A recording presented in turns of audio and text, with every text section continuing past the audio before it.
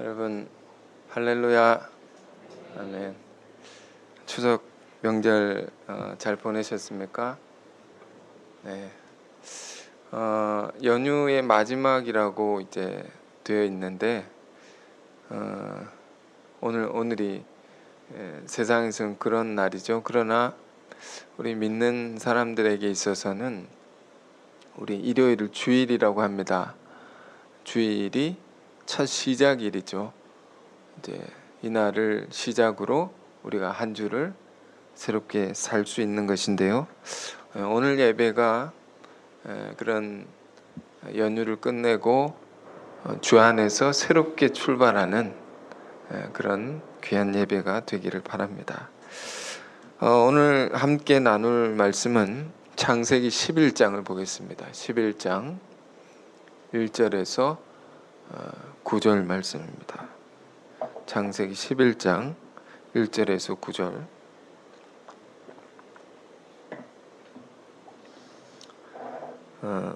다 찾으신 줄 알고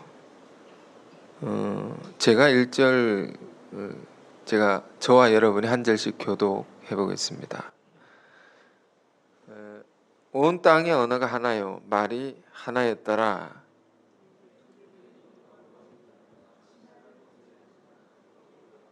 서로 말하되 자 벽돌을 만들어 견고히 굽자 하고 이에 벽돌로 돌을 대신하며 역청으로 진흙을 대신하고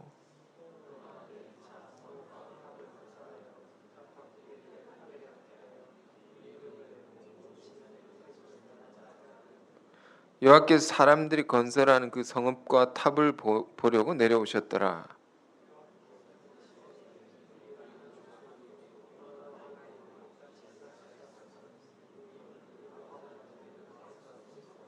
자, 우리가 내려가서 거기서 그들의 언어를 혼잡하게 하여 그들이 서로 알아듣지 못하게 하자 하시고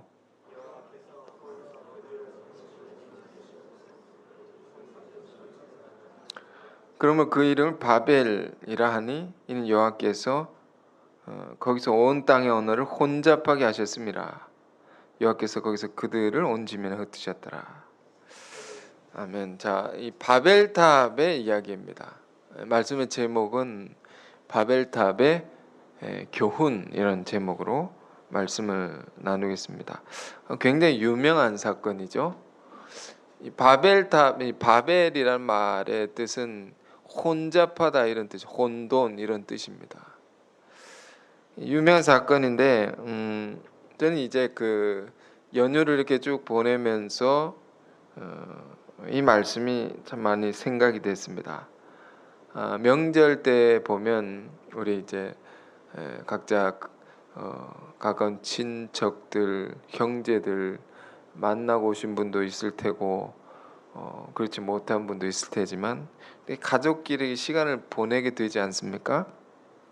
잘 보내는 곳도 있겠지만 가족들 안에 불화가 있는 가족들 있습니다. 분열이 되어 있는 그런 형제들 참 많죠. 그런 가족들. 어떤 사람은 심지어 이런 말도 했습니다. 형제가 문제가 없는 가족이 없다. 다 문제가 있다. 다 크고 작은 문제들이 있다는 것입니다. 왜 그런 일이 생길까?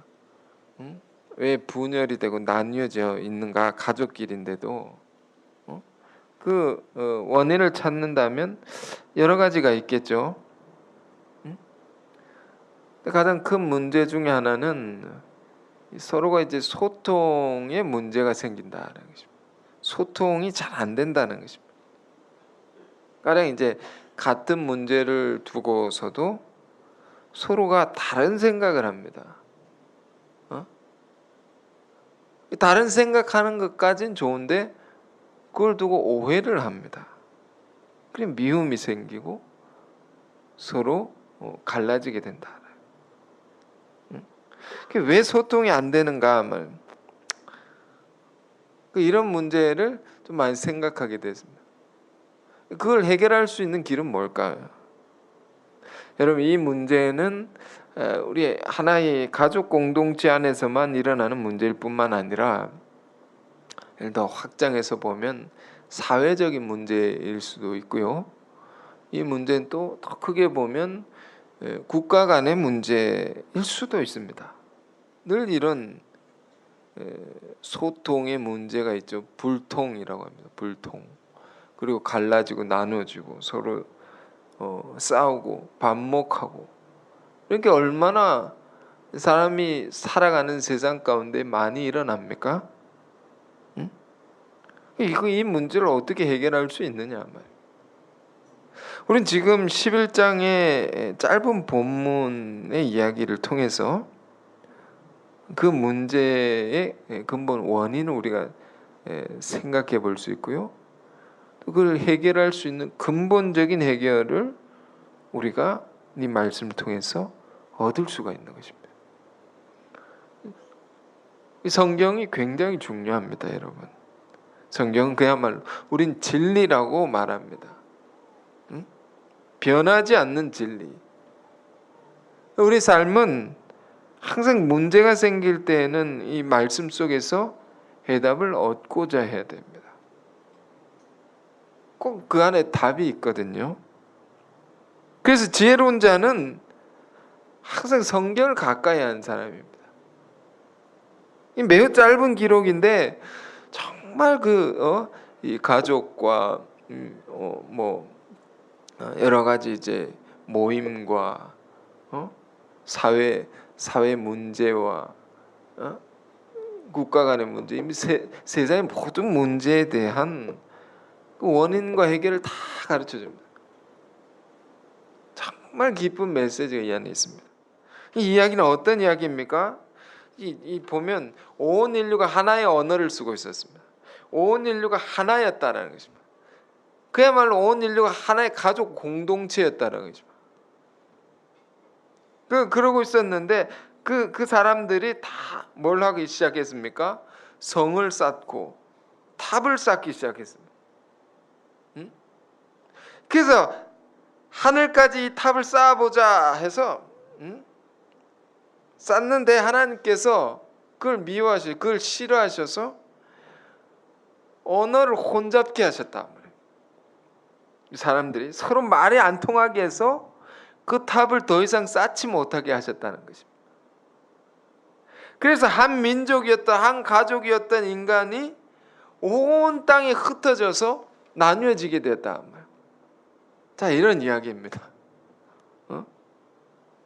이게 우리에게 뭘 가르쳐 주는 것일까요? 뭘 얘기해 주는 것일까요? 이 이야기를 아주 단순히 보면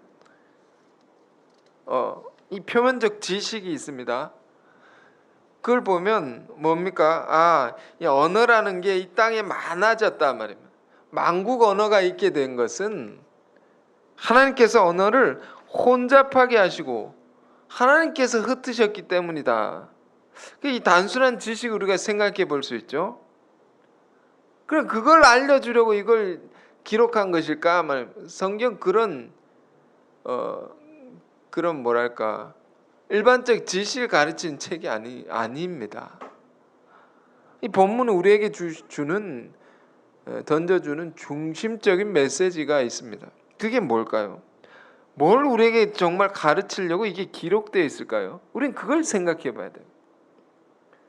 이 바벨탑이 주는 것은 우리에게 던져주는 것은 교만의 탑이죠. 하나님을 대적하는, 하나님께 올라가려는 교만의 탑이죠. 왜 교만의 탑입니까? 4절에 나와 있습니다. 탑을 쌓는 인간들 안에 이 동기가 있어요. 탑을 쌓는 동기가 있습니다. 이유가 있습니다. 4절에 뭐라고 되어 있습니까? 제가 읽습니다.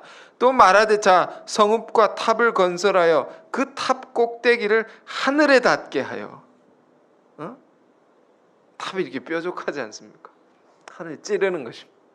하늘에 닿게 하여 우리 이름을 내고 온 지면에 흩어질 면하자. 이게 중요한 말입니다. 탑 꼭대기를 하늘에 닿게 하자. 그래서 우리 이름을 내자. 여러분 이게 교만이라는 것입니다. 교만은 무엇입니까? 인간의 하늘에 닿으려는 것입니다. 인간의 하나님이 되려고 하는 것입니다. 다른 말씀 속에는 인간의 하나님과 비기려고 하는 것입니다. 그리고 자기 이름을 높이는 것입니다. 내가 드러나려는 것이고 내가 모든 것의 주체가 되려는 것입니다. 이게 교만입니다. 인간은 그런 것입니다. 할 수만 있다면 함께 모이면 인간은 하나님을 대적하려고 합니다. 할 수만 있으면 인간은 자기 이름을 내세우려고 합니다.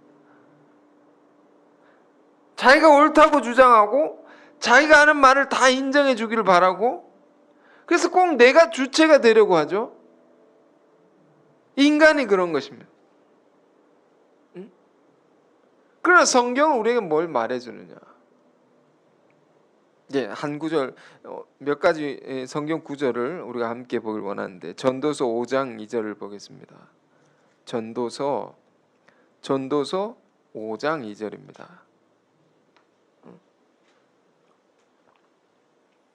전도서 5장 2절. 자, 성경이 이렇게 말합니다. 자, 찾으신 줄 알고 함께 읽겠습니다. 너는 하나님 앞에서 함부로 입을 열지 말며 급한 마음으로 말을 내지 말라. 하나님은 하늘에 계시고 너는 땅에 있음이니라. 그런즉 마땅히 말을 적게 할 것이니라. 하나님은 하늘에 계시고 인간은 땅에 있다. 그럼 이것을 우리가 잊어버리면 안 됩니다. 이거 꼭 기억해야 됩니다. 그러니 마땅히 말을 적게 할 것이니라. 이게 무슨 말이냐 말입니다. 하나님은 하늘에 계시고 인간 땅에 있으니 말을 적게 하라. 너희가 과묵해져야 된다. 너희가 말수가 적어져야 된다.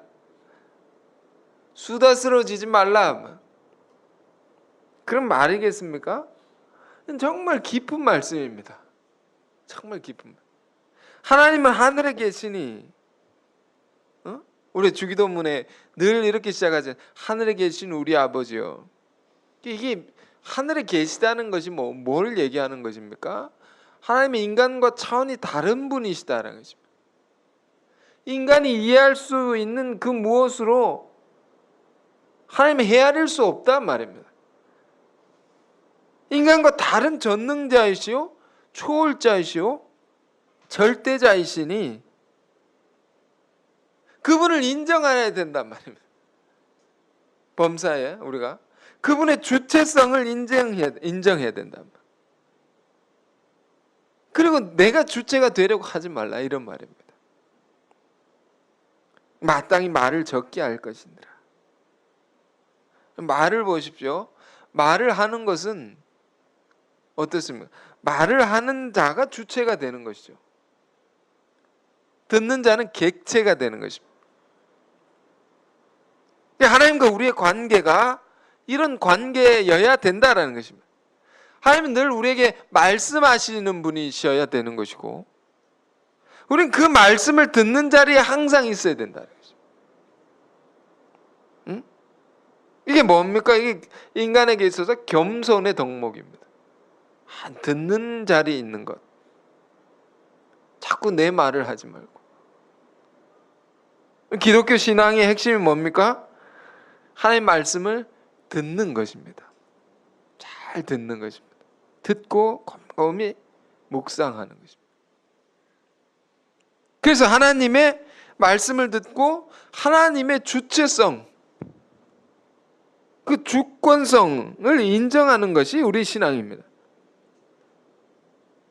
하나님이 정말 우리 위에 계신 분이심을 믿고 그분을 우리 삶의 중심이 되게 하는 것입니다.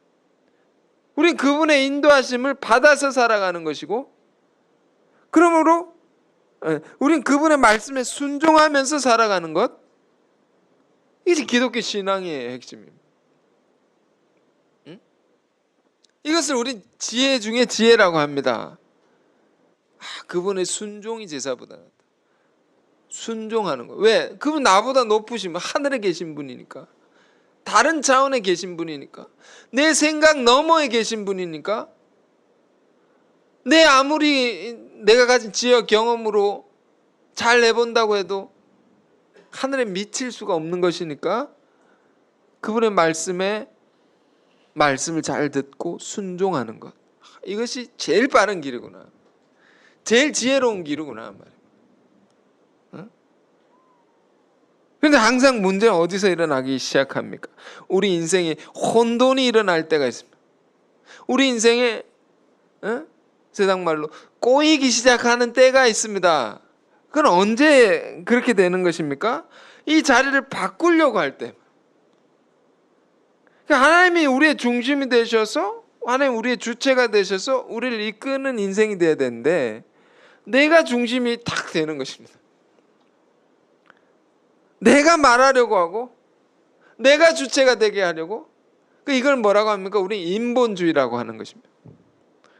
그래서 내 판단이 옳다고 생각하고 내가 하는 말을 다른 사람이 다 들어줘야 된다고 생각하고,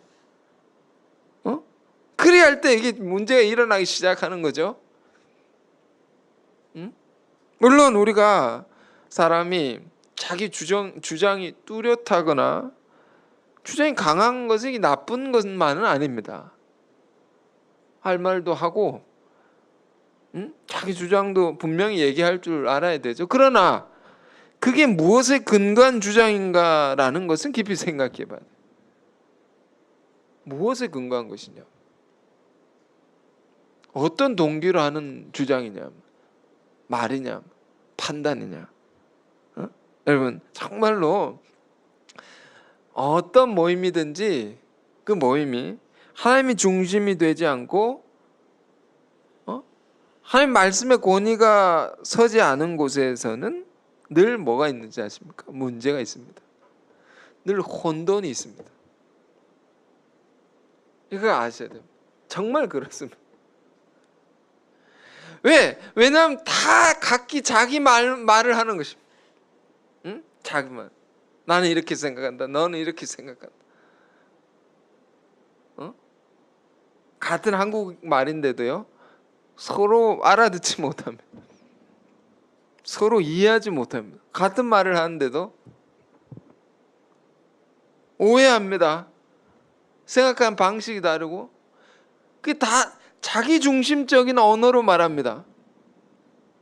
이 본문의 이야기를 보면요, 하나의 언어가 세계에 많이 흩어지게 되죠. 많아지게 되죠. 언어가 갈라져 가지고. 이게 뭘 얘기하는 것일까요?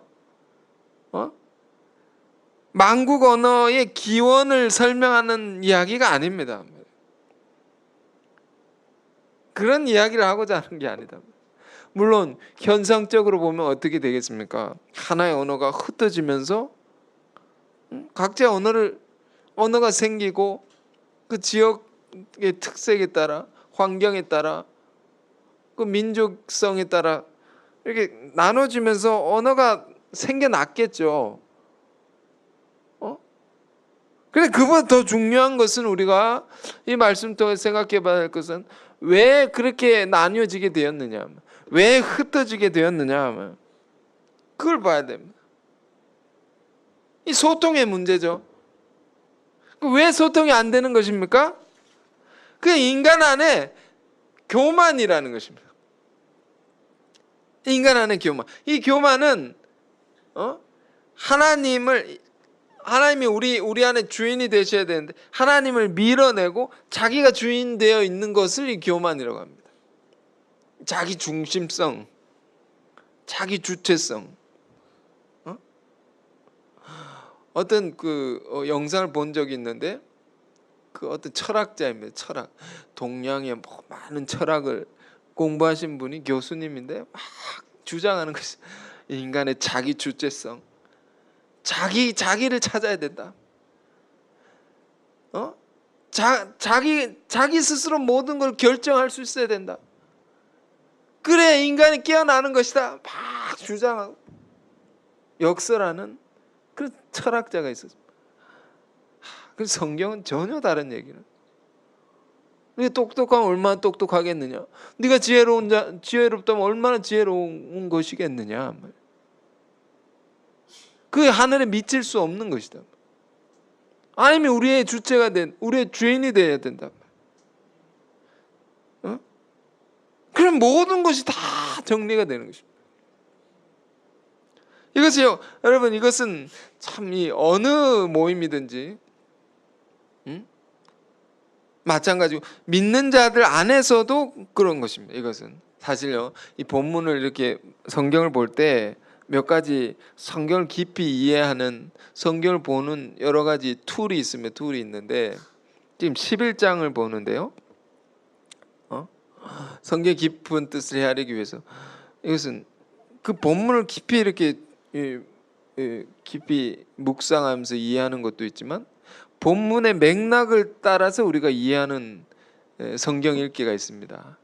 지금 11장은요, 사실 노아의 후손들의 이야기입니다.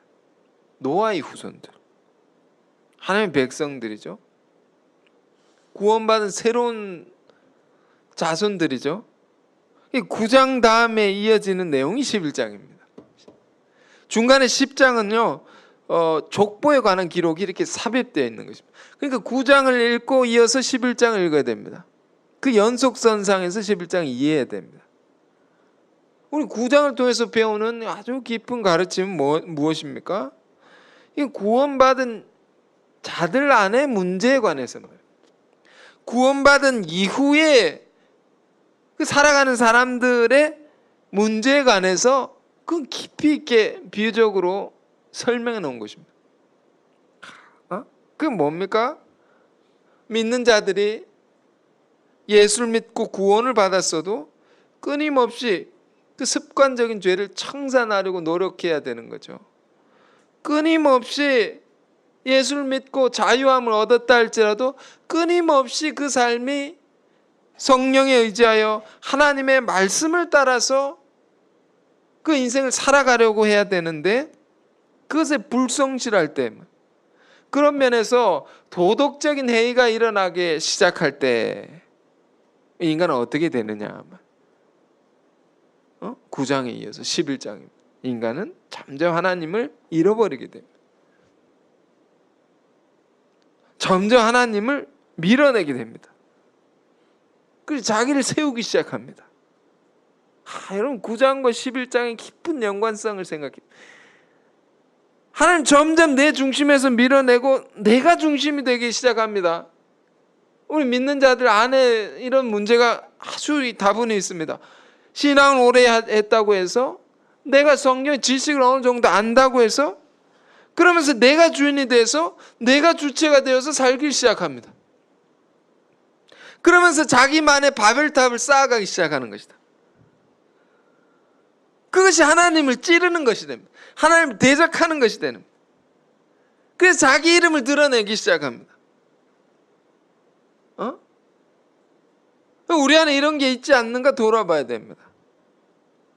안 돌아보면 어떻게 됩니까? 하나님께서 다 흩으십니다. 다 갈라지게 하고 다 분열되게 하신단 말입니다. 그 교만이. 우리 신앙이 그러므로 항상 이런 말을 여러분 많이 들으실 것입니다. 선줄로 생각한 자 넘어질까 조심하라. 넘어질 수 있습니다.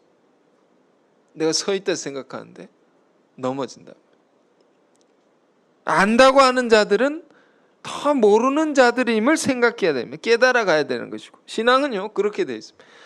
온전하다 하는 사람은 더 자신의 부족함을 보게 되는 것입니다. 신앙이 정말 성숙해진다는 것은 뭐를 의미하는, 그건 더 겸손해지는 것입니다. 더 순수해지는 것입니다. 신앙이 성숙한다는 것은 더 깨끗해지고.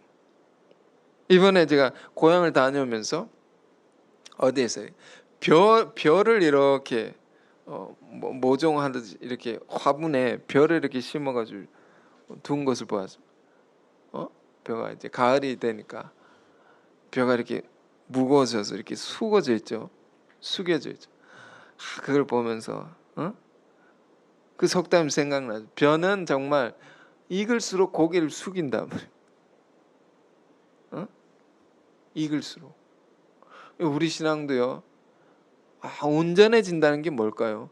우리 신앙도 성숙해진다는 게 뭘까요? 이걸 생각하게 됐습니다.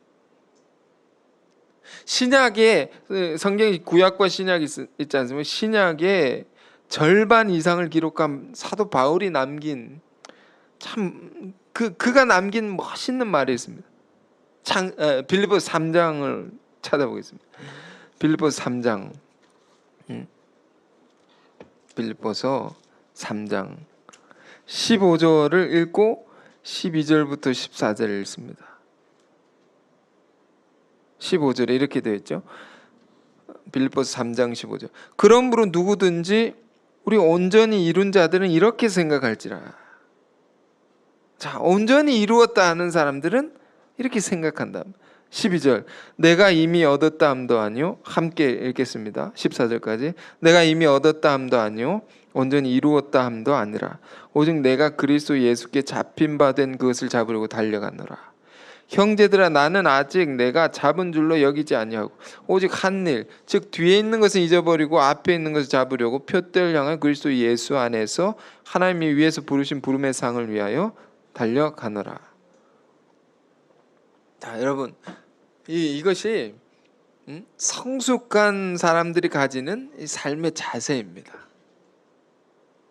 사도 바울은 아마 말년에 이 옥중 서신이죠. 빌립보서 옥중에서 이 편지를 쓸 때 그건 정말 많은 것을 이루었을 것입니다. 정말 많은 교회를 개척하고 정말 많은 성도들을 주님의 일꾼을 세우고 많은 지역에 위대한 업적을 남겼을 그런 상태였을 것입니다. 그런 사도가 하는 말입니다. 온전히 이루었다 함도 아니고 내가 잡은 줄로 여기지 않는다. 늘 내가 부족함을 느낀다. 늘 내가 알아가야 할 것이, 늘 내가 배워야 할 것이 있음을 느낀단 말입니다. 잡으려고 하는데 아직 잡은 게 아니다. 온전성을 향해서 달려가는데 온전해지지 않았단 말이에요. 늘 이런 마음을 갖고 사는 거죠. 이게 성숙의 경지입니다. 기독교가 정말 위대한 것이 있는데요. 신앙이 성숙한 사람들이 모이면 이상한 현상이 나타나요. 예를 들면 나라에서 정부 각계각층의 유명 인사들이 모이는 모임을 생각해 보시죠. 정말 똑똑하고 능력 있고 큰 일을 이룬 사람 다 모임을 생각해요. 그걸 생각해. 다 자기 잘났다고 어깨가 이렇게 으쓱해서 당당하고 그런 사람들이 가득한 모임이 있어요. 그 모임이 어떨까요? 그러나 기독교 우리 신앙이 성숙한 사람들 만나는 그 모임은요, 다 어린아이 같이, 사람들이 다 어린아이 같은 것입니다. 신기한 것입니다. 천국에는 다 어린아이 같은 사람들이 모여 있는 것입니다. 예수님께서 그런 말씀하시지 않습니까? 어린아이들이 나에게 오는 것을 금하지 말라. 너희가 이 어린아이와 같이 되지 않으면 너희가 하나님 나라에 들어갈 수 없다. 하나님 나라는 다 이런 사람들이 있는 것이다. 어린아이와 같은 자들. 주님 말씀하신 어린아이라는 게 뭘까요? 어떤 사람들일까요? 나이가 어린 사람들을 얘기하는 것일까요? 언제나 우리 안에 부족함을 인정하고 언제나 하나님의 자비를 구하는 그런 사람들. 늘 하나님을 그리워하고 하나님을 의지하고 찾고 부르는 사람들. 그런 사람들이 천국의 사람들입니다. 이 자녀가 있는 부모님들은 생각해 보십시오. 아이가 부모가 사라지면 불안해합니다. 늘 엄마나 아빠가 거기 있다는 것을 알면 막 자유롭게 놀지 뭐. 거기 있지 않다라고 인식하면 불안합니다. 늘 부모의 도움을 구하고 문제가 생긴 부모를 의지하고 늘 그런 마음이 있지 않습니까? 이게 어린아이 같은 거죠. 늘 우리가 하나님 찾고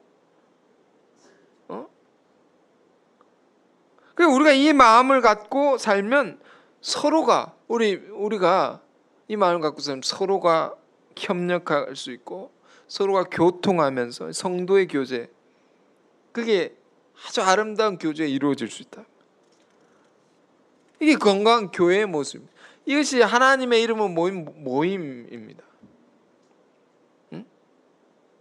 그러나 우리 모임도 위기가 올 때는 언제 위기가 옵니까? 다 성인이 돼가지고 다 자기의 경험과 자기의 지혜를 드러내고 내가 똑똑하다 말입니다.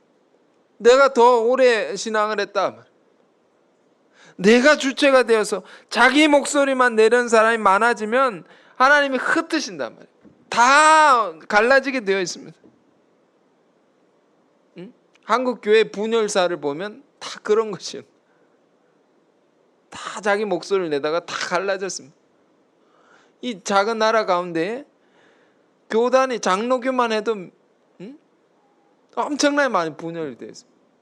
100개 가까이. 여러분 사회적으로 볼 때도 현대인들 안에 있는 고독의 문제가 있습니다. 현대인들 안에 고독, 군중 속의 고독이라는 말이 있습니다. 다 같이 있는데 고독하단 말이에요. 그래 요즘에는요 혼밥족이 생겼습니다. 혼자 밥 먹는 사람들이 혼밥족이라고 합니다. 그 혼자 밥 먹고 혼자 사는 이 세대 그 가구들이 계속 늘어난다고 합니다. 그래서 그런 사람들 맞춰서 뭐 상품들도 쏟아져 나오기 시작하고. 왜 그럴까요? 나 혼자 사는 게 편하다. 다른 사람들 맞추고 사는 게 피곤하다. 그들이 나를 맞추어 주기를 바라고 내가 그들 맞추기 싫다. 이게 뭡니까? 자기 중심성이죠. 내 삶에 내가 주인이고 내가 내 자신을 높이려고 할 때 그렇게 자기의 탓만 쌓아가니까 스스로 고립되는 것입니다. 서로 교통할 수 없게 되는 것입니다. 재밌는 것은 이 혼밥족들끼리 모이는 또 모임이 생겨났습니다. 혼자 있으니까 외롭더라. 같이 밥 먹자. 자기 혼자 살려고 하면서도 그 또 함께 있기를 그리워하고 함께 있기를 원하는 참 이 모순된 인간은 같이 살게 되어 있습니다. 인간은 사회적인 동물입니다. 하나님께 그렇게 지으셨다면 홀로 살지 못하게 지으셨다면 서로를 의지하고 서로를 협력하게 이처럼 온 땅이 흩어진 사람들이 있습니다. 온 땅에 제각기 자기의 성을 쌓고 탑을 쌓고 사는 사람들이 있습니다. 그래서 이 땅에 불통하게 된 언어가 같은 나라에 있어도 다른 언어를 사용하고 이 문제를 어떻게 해결할 수 있느냐 말이에요. 이걸 통일하고 하나가 되는 길은 뭘까요? 이 바벨탑 사건의 회복은 사도행전 2장에 있습니다. 오늘 본문의 문제에 대한 해답은 사도행전 2장에 있습니다. 1장에서 앞부분 쭉 읽어보십시오. 어떻게 이게 하나 되느냐. 그래서 사건을 보면 오순절 강림의 사건이죠. 성령 강림의 사건이죠. 오순절에 세계의 원근 각지에 흩어져 살던 유대인 디아스포라들이 예루살렘에 다 모이기 시작했습니다. 그래서 그들의 절기를 지키기 위함이었습니다. 근데 모여서 그들은 기도하기 시작했습니다. 그게 모여서 자기의 경험과 지식들을 다 내려놓고 오직 위로부터 온 성령을 구했습니다. 그 위로부터 온 성령을 받아서 그들이 방언을 하기 시작했습니다. 그 방언을 했는데 다른 나라에서 다 왔기 때문에 얼마나 말들이 다르겠습니까? 가령 뭐 중국에서 온 사람, 우리로 보면 쉽게 생각하 중국에 온 사람, 일본에 온 사람 서로 다른 언어를 씁니다. 그걸 방언을 하기 시작했어요. 그런데 놀라운 것은 그 다른 언어를 쓰는데 다 뜻이 통하게 되는 것입니다. 성령께서 같은 내용을 말하게 하시는 것입니다. 한 성령께서 난곳 방언으로 말했다 이렇게 표현되어 있죠. 그 자기 지역 출신의 지역 언어로 하나님의 말씀을 알려주셨단 말이에요. 다 같은 내용을. 당시 공용어가 국제 언어가 헬라어였습니다. 요즘을 보면 영어 같은 건데 헬라어였는데 다 모여가지고 헬라어를 쓴 게 아니단 말이에요. 언어의 통일이 이렇게 이루어진 게 아니단 말이에요. 자기 나라 말을 하는데 다 하나님의 뜻을 알게 되고 다 서로 마음이 통하게 됐다. 응? 이런 역사입니다. 그러니 우리가 모든 분열의 관계와 불화하는 관계를 하나로 만들 수 있는 유일한 능력은 뭐냐 하면 이건 성령의 능력밖에 없는 것입니다. 즉 하나님은 우리 안에 중심으로 모시고 우리 삶에 우리 모임에 그 주체로 받아들이고 인정할 때 화해와 화목의 역사는 일어난다 말이에요. 응? 전화 비유를 듭니다. 전화를 생각해 보십시오. 전화가 이 사람과 내가 불통하게 돼. 전화가 잘 안 됩니다. 그럼 그 사람 찾아가서 전화가 안 되니까 이거 어떻게 해결하자 이렇게 말하는 어리석은 사람은 없을 것이다. 어떻게 합니까? 전화국에 전화를 하는 거죠. 불통되니까 서로가 통하지 않으니까 전화국에 전화를 해서 이걸 고쳐달라고 하는 거죠. 우리 안에 문제가 있으면, 불통의 문제가 있으면, 불화의 문제가 있으면 우리는 다 하늘 전화국에 하나님께 구해야 된다. 그럼 모든 것을 하나님께서 다스리셔서 다 통하게 하신다. 이번에 어떤 가정이 명절 때만 되면 제사를 드리는 가정이 있었는데, 그래서 늘 어려움이 있었습니다. 예수 믿는 자와 믿지 않는 자, 같이 할 수 없지 않습니까? 고린도서에 보면 같이 할 수 없다. 늘 부딪히니까 어려움이 있었는데 이제 다 이렇게 예배를 드리게 됐다. 그래서 전혀 분위기가 싹 달라졌다는 얘기를 들었습니다.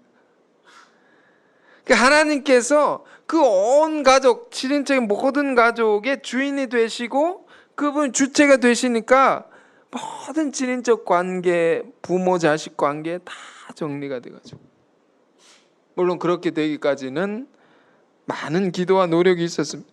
분열하지 않도록 온 가족을 섬기고 믿는 자가 그들을 위해 기도하고, 그 중요한 것은 그 온 가족 문제를 하나님께서 해결하시도록 하나님께 맡겼을 때에 다 해결되게 됐다.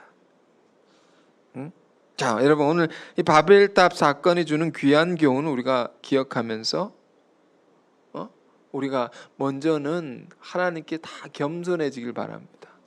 하나님 앞에. 그래서 하나님은 우리 삶의 중심으로 모시고 정말 하나님의 말씀 우리가 귀를 기울이고 그 말씀에 순종하여서 하는 우리가 되기를 바랍니다. 그리하면 하나님께서 모든 것을 다 다스려 주셨어. 모든 나뉘어진 것들을 하나 되게 하시고 하나님의 큰 영광을 우리를 통해서 드러나게 하실 것입니다. 자, 우리 모든 성도님들이 이런 귀한 역사 이루어 가기를 바랍니다. 자, 오늘 기도하겠습니다. 거룩하시고 존귀하신 주님, 이 땅에 온갖 나뉘어지고 흩어진 관계들 속에 우리가 하나 되고 우리가 화합케 되는 귀한 길을 알려주시니 감사합니다.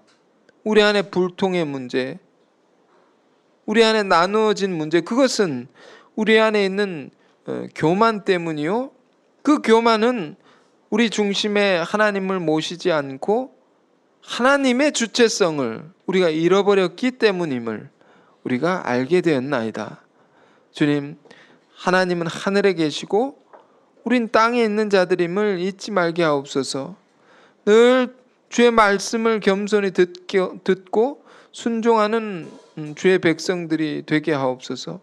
어린아이와 같이 날마다 하나님을 흠모하고 날마다 하나님을 의지하고 찾는 자들이 되게 하셔서 오순절 성령 강림의 역사와 같이 모두가 주 안에서 하나 되고 주 안에서 통일되어서 하나님의 귀한 뜻을 함께 이루어가는 귀한 역사 이루게 하옵소서. 감사합니다. 예수 그리스도 이름으로 기도했습니다. 아멘.